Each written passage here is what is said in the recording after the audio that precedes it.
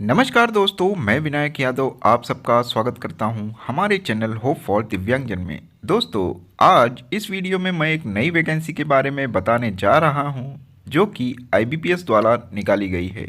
जी हाँ दोस्तों, आईबीपीएस ने आईबीपीएस क्लर्क के लिए वैकेंसी निकाल दी है। तो चलिए दोस्तों, इसकी नोटिफिकेशन देखते हैं। सबसे पहले हम इसकी इम्पोर्टेंट डेट्स देख लेते हैं। इसकी ऑनलाइन रजिस्ट्रेशन जो है 1 अगस्त से लेकर 21 अगस्त तक रहेगा। इसकी जो प्रीलिम्स एग्जामिनेशन होंगे वह अक्टूबर में होंगे और इसके जो मेंस एग्जामिनेशन है वह नवंबर 2025 में होंगे और इसकी प्रोविजनल अलॉटमेंट जो है वह मार्च 26 में होंगे। अब इसके पार्टिसिपेटिंग बैंक्स देख लेते हैं जिसमें आपको जॉब लगेगी। Bank of Baroda, Canara bank, Indian overseas bank, UCO bank, Indian bank of India, central bank of India, Punjab national bank, union bank of India, bank of Maharashtra, Indian bank, Punjab and Sindh bank. अब इसकी एज देख लेते हैं। इसमें मिनिमम एज जो है वह 20 ईयर्स है। यदि आप 20 ईयर्स के हैं तो आप इस फॉर्म को भर सकते हैं और मैक्सिमम एज जो है वह 28 ईयर्स है जनरल कैंडिडेट्स के लिए। बट पीडब्ल्यूडी के लिए एज रिलैक्सेशन है 10 ईयर्स का, यानी कि आप 38 ईयर्स के हैं तक के हैं तो भी आप इस फॉर्म को भर सकते हैं। अब दोस्तों देख लेते हैं कि पीडब्ल्यूडी कैंडिडेट्स कौन कौन से व्यक्ति इस फॉर्म को भर सकते हैं। तो यहाँ पर आप देख सकते हैं reservation of person with disability. इसमें वीआई कैटेगरी वाले व्यक्ति इस फॉर्म को भर सकते हैं। वीआई में ब्लाइंडनेस और लो विजन वाले व्यक्ति भर सकते हैं। हियरिंग इम्पेयर्ड भर सकते हैं। ऑर्थोपेडिकली चैलेंज या लोकोमोटर डिसेबिलिटी वाले व्यक्ति भर सकते हैं। अब इसमें सब कैटेगरीज दिए गए हैं जैसे कि लेप्रोसी क्योर्ड और इसके डिटेल्स दी गई हैं। लेप्रोसी क्योर्ड क्या होता है, cerebral palsy, dwarfism, muscular dystrophy, acid attack victim. और fourth category intellectual disability. Intellectual disability में सब कैटेगरीज यहाँ पे दी गई हैं। ऑटिज़म, स्पेसिफिक लर्निंग डिसेबिलिटी और मेंटल इलनेस। और मल्टीपल डिसेबिलिटी, एक से ज़्यादा डिसेबिलिटी हो तो मल्टीपल डिसेबिलिटी वाले व्यक्ति इस फॉर्म को भर सकते हैं।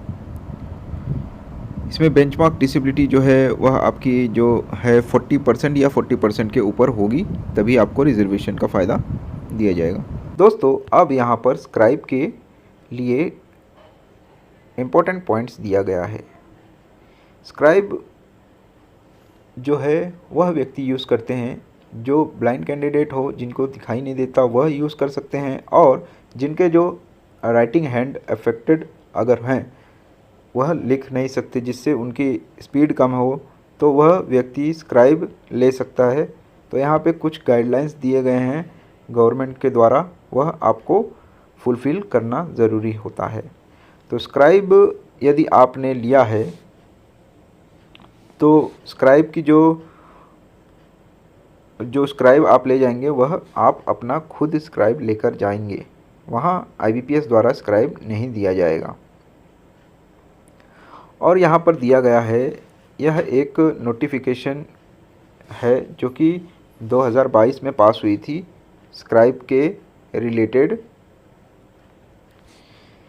जिसमें जो व्यक्ति 40% से कम डिसेबिलिटी वाले होते हैं वह भी स्क्राइब यूज़ कर सकते हैं। तो उसके लिए दोस्तों अपेंडिक्स 1 फॉर्म होता है जो कि मेडिकल अथॉरिटी द्वारा आपको साइन कराने होंगे, यानी कि आपको मेडिकल ऑफिसर जो भी होगा उसे वह बनवाना होगा कि आपकी डिसेबिलिटी 40% से कम है, बट आपको राइटिंग में अफेक्ट है, इसके लिए आप स्क्राइब यूज़ करना चाहते हैं तो आप वह व्यक्ति भी यूज़ कर सकते हैं। यह ऑर्डर पास हुआ था 2022 में, वह यहाँ दिया गया है।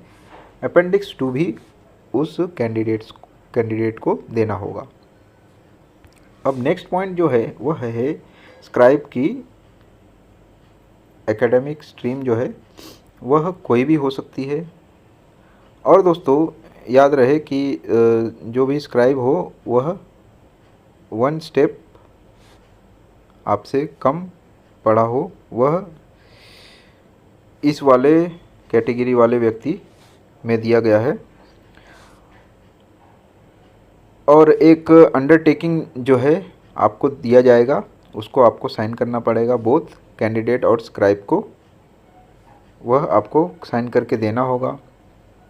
नेक्स्ट पॉइंट है, कोई भी रॉन्ग इन्फॉर्मेशन स्क्राइब के बारे में यदि आप देते हैं तो उसके लिए आपका जो है कैंडिडेचर कैंसिल हो सकता है। जो भी व्यक्ति स्क्राइब यूज़ करते हैं उनको 20 मिनट एक्स्ट्रा दिया जाएगा। और जो भी आप स्क्राइब यूज़ करते हैं वह लास्ट में मेडिकल ऑफिसर जो है उसको आप फुल्ली सेटिस्फाई करना पड़ेगा कि आपको स्क्राइब की ज़रूरत थी। उसके बाद दोस्तों यहाँ पर नेक्स्ट पॉइंट है कि स्क्राइब जो भी आप यूज़ करेंगे वह कैंडिडेट नहीं होना चाहिए इसका IBPS क्लर्क जो ये एग्ज़ामिनेशन हो रही है उस एग्ज़ाम का। और एक कैंडिडेट ही स्क्राइब आपका बन सकता है। अलग अलग कैंडिडेट के मतलब एक स्क्राइब जो है एक ही कैंडिडेट का एग्ज़ाम दे सकता है, यहाँ पर ये भी दिया गया है।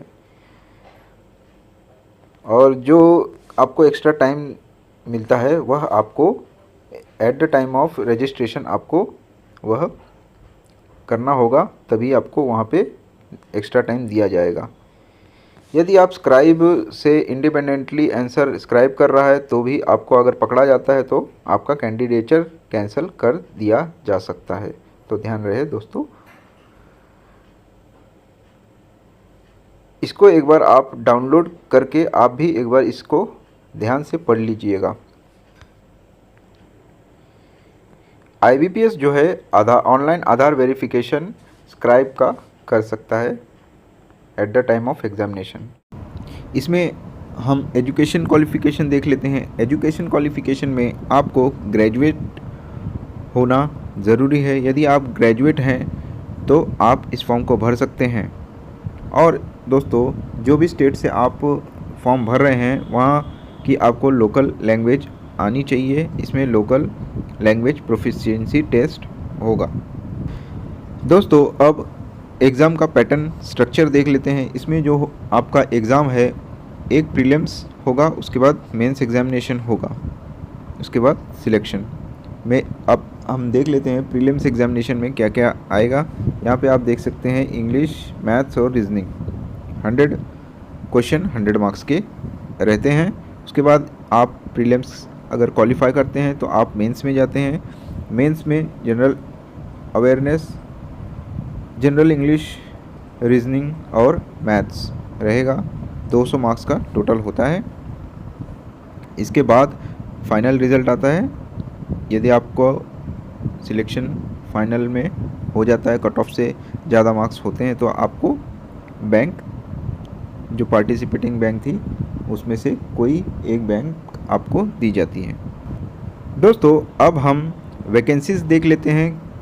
यहाँ पर आप नोटिफिकेशन पर नीचे जाएंगे, 38 पेज नंबर पर वैकेंसीज़ दी गई हैं स्टेट वाइज और बैंक वाइज और कैटेगरी वाइज। यहाँ पर आप देख सकते हैं, यहाँ पे कैटेगरीज दी गई है HI, OC, VI, ID।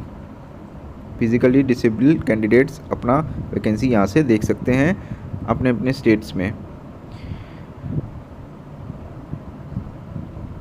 जैसे आप देख सकते हैं यहाँ पे स्टेट अंडमान, आंध्र प्रदेश, अरुणाचल प्रदेश, आसाम, आप जिस स्टेट से हैं वहाँ की वैकेंसी देख सकते हैं। अब मैं आपको कैटेगरी वाइज जो है इसमें कितने वैकेंसीज़ क्या हैं वह बताने जा रहा हूँ। टोटल HI कैटेगरी वाली लोगों के लिए टोटल है 125 सीट्स। OC कैटेगरी के लिए है 115। VI कैटेगरी के लिए जो टोटल वैकेंसीज़ है वह है 86। और ID इंटेलेक्चुअल डिसेबिलिटी जो है वह है 77। यानी कि टोटल जो है आपकी वैकेंसीज PWD कैंडिडेट्स के लिए IBPS क्लर्क ने 403 वैकेंसी लेकर आई है ओवरऑल चारों कैटेगरी मिला के। दोस्तों आप वैकेंसीज अपने स्टेट की यहाँ से देख लीजिएगा। तो दोस्तों आशा करता हूँ यह वीडियो आपको समझ आया हो। यदि जो डाउट हो आपके वह आप कमेंट में पूछ सकते हैं। आज के लिए इतना ही। धन्यवाद। आपका दिन शुभ हो।